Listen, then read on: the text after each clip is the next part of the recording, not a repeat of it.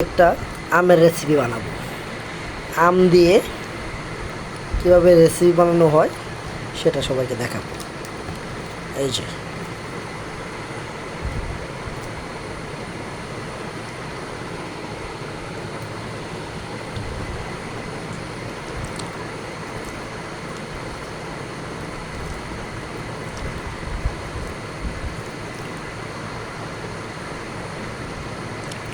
আস্তে আস্তে সবগুলো আমি চিপে নিলাম।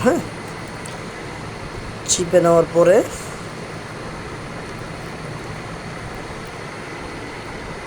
এখানে আরও অনেক কিছু আছে, বিস্কিট, কেক, মুড়ি, রুটি, চানাচুর।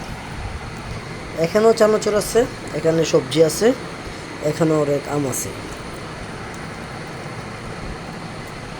এখন আমার আমের রস নেওয়া হয়ে গেছে। আমার আমের রস নেওয়া শেষ।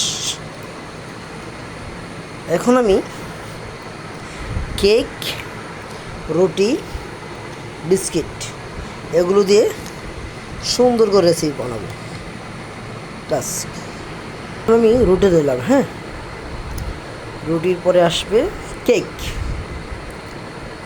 এখানে কয়েক টুকরা কেকে চলে আসছে।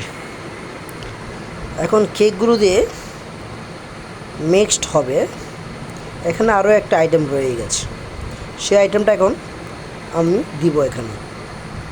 এখনই নিয়ে আসছি। এখানে কিছু মুড়ি দিব। মুড়িগুলো পড়তেছে,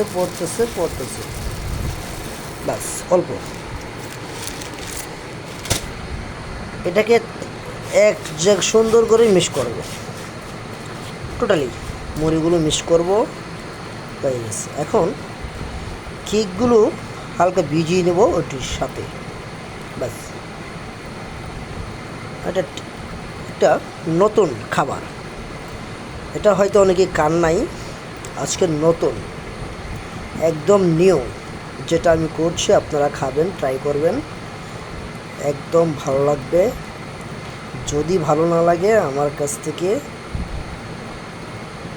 ক্ষতিপূরণ নিয়ে যাবেন।